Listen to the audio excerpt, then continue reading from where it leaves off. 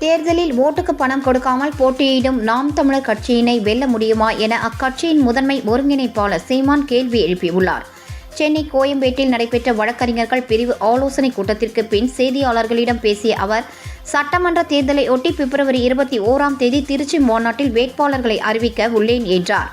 பொங்கலுக்கு ரூபாய் 6800 கோடி இனாம் கொடுத்து உள்ளார்கள். இது ஓட்டுக்கு கொடுக்கப்பட்ட காசுதான். குடும்ப தலைவிகளுக்கு ஒவ்வொரு மாதமும் ரூபாய் 1000 வேண்டும் என்று யாரும் கேட்கவில்லை. ஆனால் ஆண்டுக்கு ரூபாய் 12000 கொடுக்கிறார்கள். ஆனால் ஆசிரியர்கள், செவிலியர்கள், தூய்மை பணியாளர்கள், மருத்துவர்கள் தெருவில் வந்து போராடி கொண்டிருக்கிறார்கள் என்று தெரிவித்தார்.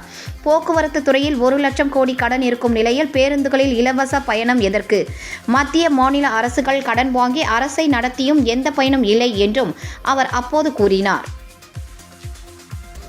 தேர்தலுக்கு முன்பிருந்தே தயாராகி வந்துட்டு இருக்கோம். எங்களுக்கு பிப்ரவரி 21 மாநாட்டில் எல்லா வேட்பாளரையும் நாங்கள் அறிவிச்சிருவோம். அதுக்கப்புறம் களத்துக்கு போகிறது தான். எந்த குழப்பமும் இல்லை. யார் சேர்க்கறது, யார் கூட போகிறதுன்னு. அதனால நாங்கள் எங்கள் பாதை தனி, எங்கள் பயணம் தெளிவாக இருக்குது, நோக்கம் தெளிவாக இருக்குது. அதனால் எந்த குழப்பமும் இல்லாமல் எங்கள் பயணம் தொடருது. அதனால் 21 உங்களுக்கு தெரிஞ்சிடும்.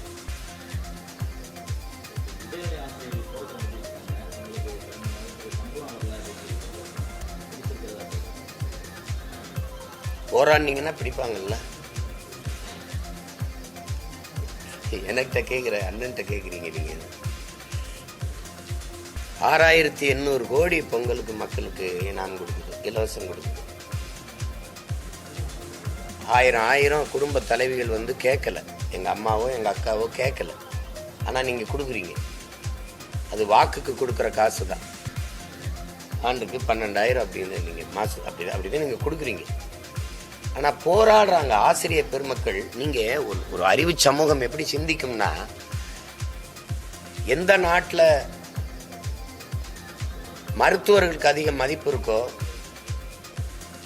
மருத்துவ கல்விக்கு அல்லது மருத்துவத்துக்கு அதிக மதிப்பு இருக்கோ, அந்த நாடு நோயுற்ற நாடுன்னு அர்த்தம். நிறைய நோயாளிகளை வச்சிருக்குன்னு அர்த்தம். எந்த நாட்டில் காவல்துறைக்கு, வழக்கறிஞர்களுக்கு, நீதிபதிகளுக்கு பெரிய மதிப்பு இருக்கோ, அந்த நாடு குற்றச்சமூகமாக குற்றவாளிகள் நிறைந்த நாடுன்னு அர்த்தம். எந்த நாட்டில் உழவர் குடிகள், நெசவாளர்கள், ஆசிரியர் பெருமக்கள் போற்றப்படுகிறார்களோ, அந்த நாடு நாடா இருக்குன்னு அர்த்தம். வேளாண்குடி மக்கள் போற்றப்பட்டால் அங்கே பசி இருக்காது. பசி இல்லாத போதுதான் மற்ற சிந்தனை, கலை, இலக்கியம், பண்பாடு, வழிபாடு எல்லாம் தலைத்து ஓங்கும். அப்போ அது ஒழுக்க சமூகமாக மாறும். நெசவாளன் போற்றப்படும் போது நாகரிகமான சமூகமாக இருக்கும். இப்போ ஆடை இல்லாதனா உங்களுக்கு தெரியும் என்னென்ன மானம்ங்கிறதே ஆடையில தான் இருக்கு. அப்படிதான் சொல்றான், மானத்தை மறைச்சு கட்டிக்கிற ஆடைன்னு. அதுக்கப்புறம் ஆசிரியர் பெருமக்கள் எந்த நாட்டில் போற்றப்படுகிறார்களோ அந்த நாடு தான் அறிவு சமூகமாக இருக்கும். நீ IAS ஆகு, IPS ஆகு, நீதிபதியாகு, வழக்கறிஞராகு, என்னவாகும். ஆனால் அதெல்லாம் உருவாக்கணும் யாரு? ஒரு ஆசிரியர். ஒரு நாட்டின் எதிர்காலமே அந்த நாட்டின் வகுப்பறையில் தீர்மானிக்கப்படுதுங்கிறான். இந்த வகுப்பறை யாரை நம்பியிருக்கு? ஆசிரியர் பெருமக்களை. சொல்லுங்க. அலெக்சாண்டருடைய தந்தை பிலிப்ஸ் மன்னன் தன்னுடைய எல்லா செல்வங்களையும் நாட்டு மக்களுக்கு பிரிச்சு கொடுக்குறான். மன்னரே, நீங்க எல்லாத்தையும் எங்களுக்கு கொடுத்துட்டீங்களா, உங்களுக்கு என்ன இருக்குன்னு எனக்கு எதுவுமே தேவையில்லைங்கிறான். ஏன்னு கேட்குறாங்க. ஏன்னு கேட்கும்போது அவன் வந்து சொல்றான், பிலிப்ஸ் சொல்றான், என்னுடைய மகன் அலெக்ஸுக்கு என்னுடைய ஆசிரியர் அரிஸ்டாட்டில் பாடம் நடத்துறேன், அவனுக்கு நான் கல்வி கற்றுக் கொடுக்குறேன்னு சொல்லிட்டாரு. அதை விட எனக்கு ஒரு செல்வமே இல்லை, தேவையில்லைன்ற அலெக்சாண்டர் சொல்றா, என்னை இந்த உலகத்திற்கு காட்டியது வேணா, இந்த உலகத்துக்கு காட்டியது வேணா, இந்த உலகத்தை காட்டியது வேணா எனக்கு வந்து என் தாய் தந்தை இருக்கலாம், உலகத்துக்கு காட்டியது என்னுடைய ஆசிரியர் பெருமக்கள்ங்கிறான் அலெக்சாண்டர். அந்த ஆசிரியர்கள் எங்க இருக்காங்க? நம்மளை பெற்ற தாய் வந்து 10 மாசம்தான் உயிர் கருவறையில சுமக்கிறா. ஆனா 18-20 ஆண்டுகள் அறிவு கருவறையில வச்சு சுமக்கிறது ஆசிரியர், பேராசிரியர் பெருமக்கள். அவர்களை வீதியில் நிறுத்திட்டா அந்த நாடு எப்படி ஒரு கேடுகட்ட நாடுன்னு அர்த்தம். அவனை வீதியில் நின்று படிப்பு சொல்லி கொடுக்குறவன் பாதையில் நின்று போராடிட்டு இருக்கான். அப்ப படிக்கிற மாணவன் நிலைமை என்ன? இதே மாதிரி டாஸ்மார்க்கில் நிற்கிற சரக்கூத்தி கொடுக்குற தொழிலாளர்கள், அந்த ஊழியர்கள் வந்து வீதியில் நின்று போறான்னா அரசு இப்படி பொறுப்பற்று கவனிக்காம இருக்குமா? இதை முதல்ல போராடுற ஆசிரியர் பெருமக்கள் புரியணும். இந்த நாடு நாசமா இருக்கிறதுக்கு நீங்க எல்லாம் பொறுப்பேற்கணும். காலங்காலமா இவர்களுக்கு வாக்கு செலுத்தி கடைசியா வந்து நீங்க பாதையில நின்னுட்டீங்க, வீதியில நின்னுட்டீங்க. இது என்ன கொடுமை பாருங்க. அறிவை வளர்க்கிற ஆசிரியர் பெருமக்கள் வீதியில் நின்று போராடிட்டு இருக்கான். உயிரை காக்கிற அரசு மருத்துவர்கள் பெருமக்கள் வீதியில் நின்று போறா. தன்னலமற்று சேவை செய்கிற செவிலிய பெண்கள் வந்து கொரோனா நேரத்துல எல்லாம் உங்களுக்கு செவிலியர்கள் தேவையா தெரிஞ்சு, இப்ப தேவையில்லாம தெரியுது. எல்லாரையும் வீதியில் நிறுத்திட்டு துப்புரவு பணியாளர்ல இருந்து எல்லாம் வீதியில நிக்கிறான். நல்லா ஆட்சி கொடுக்குறேன்னு இன்னும் அந்த ஆட்சியாளர்கள் சொல்லிட்டு இருக்காங்க. எப்படி பணம் இருக்கும்? எப்படி பணம் இருக்கும்? என்ன மாதிரியான ஆட்சி? ஒரு பேருந்துல பெண்களுக்கு இலவசம், இந்த கட்சி வந்தா நாங்க வந்தா ஆண்களுக்கு இலவசம். அப்ப என்ன, ஆண் பெண் இருவருக்கும் இலவசம்னா பேருந்து இலவசமா ஓடுது. 1 லட்சம் கோடி கடன் இருக்கு போக்குவரத்து துறைக்கு. 1 லட்சம் கோடிக்கு மேல கடன் இருக்கு. இதுல அரசு இலவசமா பேருந்த ஓட்டுவேங்குது. அப்ப ஓட்டுநருக்கு காசு யார் கொடுக்கறது? நடத்துனர் காசு யார் கொடுக்கறது? எரிபொருள் செலவு யாரு? எரிபொருள் எந்த காசுல நிரப்புறது? புதிய பேருந்தை எப்படி வாங்குறது? இந்த பேருந்தை எப்படி பராமரிக்கிறது? யாரு காசு? இந்த நாடுகள் கட்டமைக்கிற இந்த மாநில ஒன்றிய அரசுகள், இந்திய அரசு இதெல்லாம் கட்டமைக்கிறது எது? கடன் வளர்ச்சியை நாட்டின் வளர்ச்சியா கட்டமைக்குது. 10 லட்சம் கோடியை தமிழ்நாடு தொடுது, 196 லட்சம் கோடியை இந்தியா தொடுது கடன். இப்படி யோசிங்கல. கணக்கில்லாத வரி இருக்குது இங்க. சொத்து வரி, மின்சார வரி, அப்புறம் வருமான வரி, அப்புறம் சாலை வரி, அப்புறம் ரோடு டாக்ஸ். ஒரு கார் வாங்க, மோட்டர் பைக், எதுக்கான வரி. அதுபோக சரக்கு மற்றும் சேவை வரி, எல்லாத்துக்கும் வரி. இட்லிக்கு வரி, உப்புக்கு வரி, ஊறுகாய்க்கு வரி, பாலுக்கு வரி, தயிருக்கு வரி, வெண்ணெய்க்கு வரி, எண்ணெய்க்கு வரி, எல்லாருக்கும் வரி. இத்தனை வரி. அதுபோக இதுக்கு 196 லட்சம் கோடி கடன் எப்படி வந்துச்சு? என்ன நிர்வாகம் செஞ்ச? கல்வியை தரப்படுத்திட்டியா? மருத்துவத்தை தரப்படுத்திட்டியா? போக்குவரத்து, சாலை, இல்ல மின் உற்பத்தி பகிர்வு, என்ன இருக்கு? இவ்வளவு கடனை வச்சுக்கிட்டு படிப்பிக்கிற ஆசிரியர் பாதையில் நின்று போராடி இருக்கான. இது ஒரு ஆட்சி. இதுக்கு மறுபடியும் ஒரு தேர்தல். அதுல நாங்க தான் வெல்லுவோம் ஒரு பெருமை. இது வேற கொடுமை. இது 6800 கோடி ஒரு பொங்கல் செலவு செய்து 58 கோடி தான் அவனுக்கு செலவு. வெறும் 58 கோடி. 12,000 கோடி இந்த புதுமை பெண், இந்த தமிழ் மகன், இந்த குடும்ப தலைவி. இந்த இது ஒரு குடும்ப தலைவியை, ஒரு தாயை, ஒரு தங்கையை, என் அக்காவை மாசம் ஒரு நாளைக்கு 30 ரூபாவோட சம்பாதித்துக் கொள்ள முடியாத நிலைமையில நிறுத்தி வச்சிருக்கேன். கால கொடுமை. முதல்ல அங்க ஆசிரியர் பெருமக்கள் முதல்ல திருந்தம். எத்தனை காலத்துக்கு இவங்களை நம்பினாங்க? இவங்க போன ஆட்சியில எதிர்கட்சியா இருக்கும்போது புதுசா கோரிக்கை இல்லையே தம்பி, இது புதுசு கோரிக்கை இல்லையே. இவர் எதிர்கட்சியா இருக்கும்போது நான் நிறைவேற்றுவேன் சொன்ன கோரிக்கையை தான் நிறைவேற்றுவேங்கிறாங்க. இப்ப ஏன் தேர்தல் நேரத்தில் அழுத்தம் கொடுக்குறாங்கன்னா, எங்க வாக்கு போயிரும்னாவது அச்சப்பட்டுக்கிட்டு அதை நிறைவேற்றி கொடுப்பாங்கன்னு ஒரு அழுத்தம், கடைசி நேரத்தில் அழுத்தம் கொடுக்குறாங்க. அதையும் நீங்க கவனிக்கல, அது பொருள்படுத்தல. எப்படி இருக்கு? அதுல எனக்கு ஒன்றும் கருத்து இல்லை. நான் என்னுடைய பெருமைக்குரிய என் முன்னோரா நான் பார்க்கிறேன். அரசனுக்கு அரசன் அருண்மொழி சோழன், அவனுக்கு அப்படி ஒரு பேர் இருக்குல்ல, அதில் கூப்பிட வேண்டியது என்ன? சரி, அவர் ராமசாமிங்கிறது என்ன பேரு?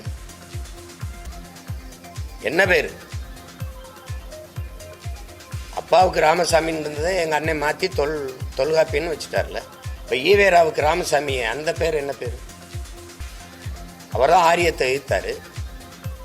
அப்ப ஆரிய தாய்மொழி சமஸ்கிருதம். அப்ப அதையும் எதுக்குறது தானே பொருள். அந்த பேரையே மாத்திக்கல.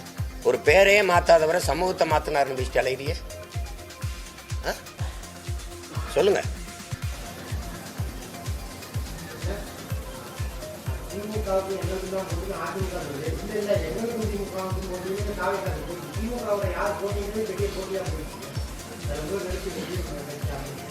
அது அவங்களுக்குள்ள இருக்க சண்டை, அவங்க கொள்கை கோட்பாடுகள்ல யார் அதிகமாக திருடுறது, யார் அதிகமாக வாக்கு காசு கொடுக்கறது. அவர் 1000 குடும்பத்தில் கொடுத்தா நம்ம 2000 கொடுக்கணும், அவர் பெண்களுக்கு கொடுத்தா நம்ம ஆண்களுக்கும் கொடுக்கணும். இந்த சண்டை எங்களுக்கு அது இல்லை. இவங்களுக்குள்ள எங்களுக்கு போட்டி இல்லை. நாங்கள் ஒரு தேசிய இனத்தின் பிள்ளைகள்.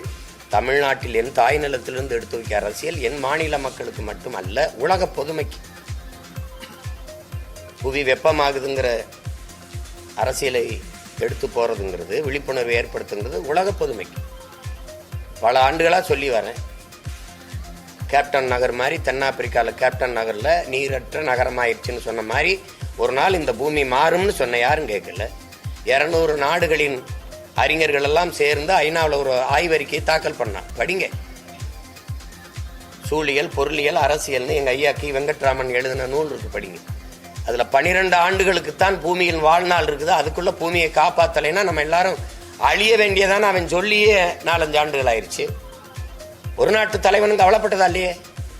இன்னைக்கு ஒரு அறிக்கை வருது, அதை பற்றி நீங்கள் யார் கவலைப்பட்டீங்க? யார் தலைப்பு எடுத்து விவாதிச்சிங்க? இந்த பூமி நீரற்ற நிலமா மாறிடுச்சுன்னு அறிக்கை கொடுத்துட்டு போயிட்டான். ஐயா அப்துல் கலாம் இறந்து எவ்வளோ நாள் ஆச்சு? அவர் எப்போ பதிவு பண்ணார்? 800 கோடி மக்கள்ரா, அதில் 100 கோடி பேருக்கு தாண்டா குடிநீர் இருக்குன்னு சொன்னார். நீங்கள் எச்சரிச்சீங்கள? விழித்து கொண்டீர்களா? 2 விழுக்காடு தான் குடிநீர் இருக்கு. சரி, அதை 20 விழுக்காடா உயர்த்தது எப்படி எவனாவது சிந்திச்சானா? இதை வித்தா நல்லா காசு சம்பாதிக்கணும் நினைச்சானே ஈனப்பைய. இது எவ்வளவு கோர சிந்தனை! தண்ணீர் விற்பனைக்கு வந்த மாதிரி காற்று வராதுன்னு நீ எப்படி நம்புவ? என்ன உறுதியை தருவ? எங்கேயாவது இங்க தாய்ப்பால் விற்பனைக்கு எழுதி வைப்பானா? ஆனா தண்ணீரை விற்கிறான்ல. உனக்கு தாய்ப்பால் எவ்வளவு முக்கியமா? உலக உயிர்களின் தாய்ப்பால். எனக்கும் உனக்கும் புல்லுக்கும் பூண்டுக்கும் நாய்க்கு நரிக்கு ஈக்கு எறும்புக்கும் ஒரு தாய்ப்பால் இருக்குல்ல, அது எது? அது தண்ணீர் தானே. அதே எப்படி நீ விற்பனை பண்டமாக்குன? உயர்ந்த சந்தை பொருளா எப்படி ஆக்குன? எப்படி ஆக்குன? எப்படி ஆக்குன? காசு இருக்கிறவன் சுத்திகரிப்பு பந்தரை வச்சு சுத்திகரிச்சு குடிப்பான். எங்க ஆத்தால போன அரணியூர்ல என்ன குடிப்பான்? இது கால கொடுமை. இது எதை பற்றி கவலை இருக்குது? நீங்க அதையெல்லாம் விட்டுட்டு இதை இந்த கட்சி ஆட்சிகள் இது சொல்லுது என்ன சொல்லிக்கிட்டு இருக்கிறீங்க. சமஸ்கிருதம் வந்தது எங்க பாட்டன் தலைவர்களா அதெல்லாம் வெறுக்கிறாருன்னா சமஸ்கிருதத்தை எங்க அண்ணன் வெறுக்கிறாரா? இப்போ வெறுக்கிறாரா? அப்போ வெறுக்கிறேன்னு சொல்றாரா சமஸ்கிருதத்தை? திராவிடம்ங்கிறது எந்த மொழி சொல்லு அதை ஏற்கிறாருல்ல. திராவிடம்ங்கிறது எந்த மொழி சொல் தம்பி? நீங்க சொல்லுங்க தம்பி. திராவிடம்ங்கிறது எந்த மொழி சொல்லே தெரியல பத்தியில அவங்களுக்கு. இத்தனை ஆண்டுகள் அதை வச்சுக்கிட்டு எங்களை ஆட்சி செஞ்சுக்கிட்டு இருக்காங்க. சரி, அந்த கட்சியின் தலைவரை யாரையாவது சொல்லுங்களேன். திராவிடத்தின் பிதா மக்களை யாரையாவது பேச சொல்லுங்களேன். திராவிடம்ங்கிறது எந்த மொழி சொல்? அது சமஸ்கிருதம் தானே. இது தலையாற்றி கால்டுவெல்லே சொல்றாரு, நான் மனுஸ்மிருதியில இருந்து தான் அந்த சொல்லையே எடுத்தேன்ட்டு. எனக்கு என் பாட்டன் பிழை விட்டுருக்கானா? வரலாறு படிக்கிறது எப்படின்னா, தழும்புகளை தடவி பார்த்து தவறுகளை திருத்தி கொள்ள. என் பாட்டன் பிழை விட்டுருக்கானா? அவன் எனக்கு எந்த பெருமையும் தரலையா? எந்த பெருமையும் தரலையா அவன்? சொல்லுங்க. பன்னீர் திருமறைகள் இதெல்லாம் பாதுகாத்தது அவன் இல்லையா? அவன் இல்லையா சொல்லுங்க. அவனுக்கு எந்த பெருமையும் இல்லை. குடவோல முறை இன்னைக்கு மக்களாட்சியில் இருக்க வாக்கு முறையை அன்னைக்கு அவன் நடத்தலையா? அதெல்லாம் நீங்க பெருமையே இல்லைன்னு சொல்ல முடியாது. பிழை இருக்கு. யார்கிட்ட பிழை இல்லை? என் முன்னோன் செய்த பிழையை சரி செய்து தானே நாங்க இருக்கோம். சரி, என் பாட்டன் தவறு விட்டான், நான் சரி பண்றேன். அதுக்கு தானே வரலாறு இருக்கு. அந்த தழும்பை தடவை பார்த்து தவறை திருத்திக்கிறேன். அதுக்காக போய் அவனை பிழை விட்டா எனக்கு கூட தான் வருத்தம் இருக்கு. எங்க தாத்தாக்கள் மேல, தெய்வ திருமணம் முத்துராமலிங்க தேவர் மேல, என் தாத்தன் காமராஜ் மேல எனக்கு வருத்தம் இருக்கு. பகிரங்கமா குற்றம் சாட்டுறேன். முகமது அலி ஜின்னா தனிநாடு கேட்கும் போது எங்க தாத்தங்க 2 பேரும் கேட்டிருந்தாங்கன்னா நான் இன்னைக்கு விடுதலை பெற்ற தமிழ் தேச குடிமகனா நான் இருந்திருப்பேன். அவர் ஜின்னா கேட்டதோட 1000 காரணம் எனக்கு இருக்குது. என் மொழி வேற, என் கலை வேற, என் இலக்கியம் வேற, என் பண்பாடு வேற, என் வழிபாடு வேற. நான் 50,000 ஆண்டுகளுக்கு மூத்த ஒரு தேசிய இனத்தின் பிள்ளை. நான் பெரிய மூத்த குடி. எனக்கு கேட்கலையே. ஒருத்தர் நேருடைய காந்தி பக்தரா இருந்தாரு, காந்தி நேரு பக்தரா இருந்தாரு, ஒருத்தர் நேதாஜி பக்தரா இருந்தாரு. எங்க கதை முடிஞ்சிச்சு. விடுதலையை வாங்கி யாரு கொடுத்தாங்க? எங்க தாத்தங்க செக்கு எடுத்து தூக்குல தொங்கி எங்க யாரு கொடுத்தாங்க? இந்திய தாய்மொழியாக கொண்டவன்ட்ட. இப்ப நாங்க சிக்கிக்கிட்டு சாகுறோம். விடுதலை அவன்கிட்ட இருக்கு, நாங்க படுகொலை ஆகிட்டு இருக்கோம். என்ன இருக்கு எங்களுக்கு சொல்லுங்க? என்ன இருக்கு சொல்லுங்க? கல்வி கூட இல்ல. கல்வி மானுட உரிமை, அதுலயும் மாநில உரிமை. ஒரு மாநிலங்கள் பிரிக்கப்பட்டது காரணம் என்ன? அவனுடைய கல்வி, அவனுடைய இலக்கியம், அவனுடைய பண்பாடு, அவனுடைய வழிபாடு, அவனுடைய வரலாறு, அவனுக்கான அரசியல், இதெல்லாம் போற்றி பாதுகாக்கணும். தனித்தனி மாநிலங்கள் அவரவர்களுக்கு அதிகாரம் அப்படித்தானே கொடுத்தது. அப்புறம் எல்லாத்தையும் எடுத்துக்கொண்டு நீயே வச்சுக்கிட்டீங்கன்னா இந்த மாநிலம் பிரிச்சது பயன் என்ன? பயன் என்ன சொல்லுங்க? இப்ப இந்த கல்வி மாநில உரிமையிலிருந்து இந்திய உரிமைக்கு, ஒன்றிய உரிமைக்கு போகும்போது ஆட்சியில் இருந்தது யாரு? இந்த திராவிடம் தான். எடுத்துக்கிட்டு போனது யாரு? இவங்க கூட்டணி வச்சுக்கிட்டு இருக்காங்கல்ல, தோல்ல தூக்கி சுமக்கிறாங்கல்ல, அந்த காங்கிரஸ் தான். சரி, 18 ஆண்டுகள் தொடர்ச்சி அமைச்சரவையில் இருந்தீங்க, அப்பவே அது கல்வியை மாநில உரிமை கொண்டு வந்தீங்களா? இல்ல. ஏன் இப்படி கை கட்டி உட்காந்துட்டீங்க? ஏன் பதவி 356 376 56 அதை பயன்படுத்தி ஆட்சியை கலைச்சி விட்டுருவான்.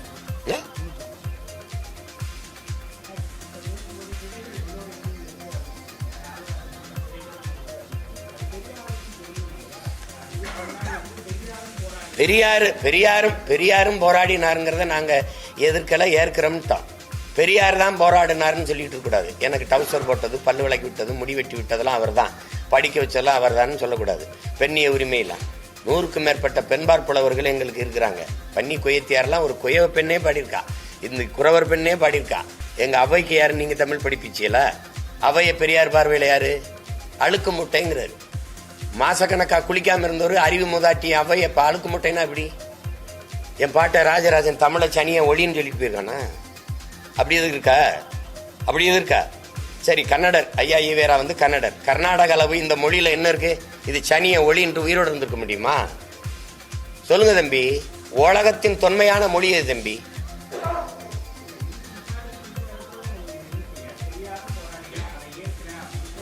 அப்படி நீங்க சொல்ல வரல. அப்படி நீங்க அப்படி இருக்கல.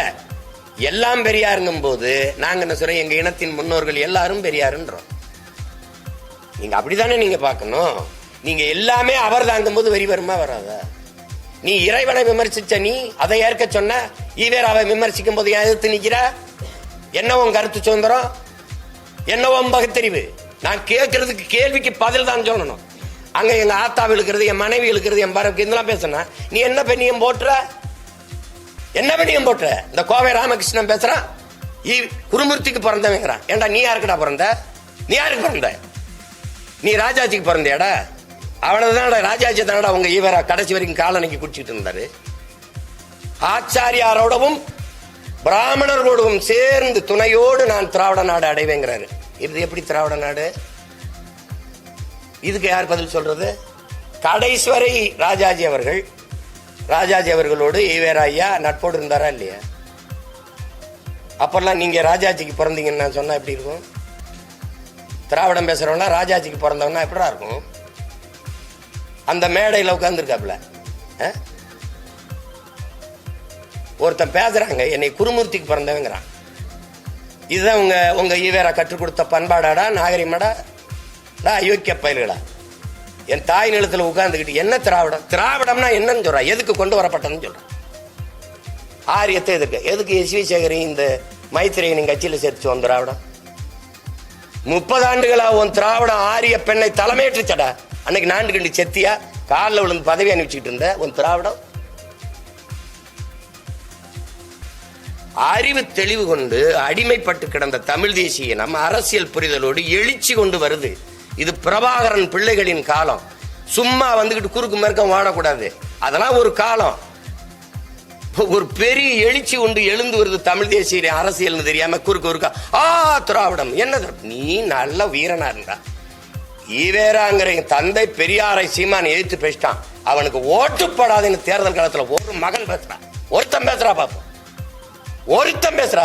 எவனாவது ஒரு வீர மகன் பெரியாரை இழிவா பேசிட்டான், அவனுக்கு ஓட்டு போடாதீர்கள் அப்படின்னு பொது மேடையில பேசுறா பாப்போம். பேசு.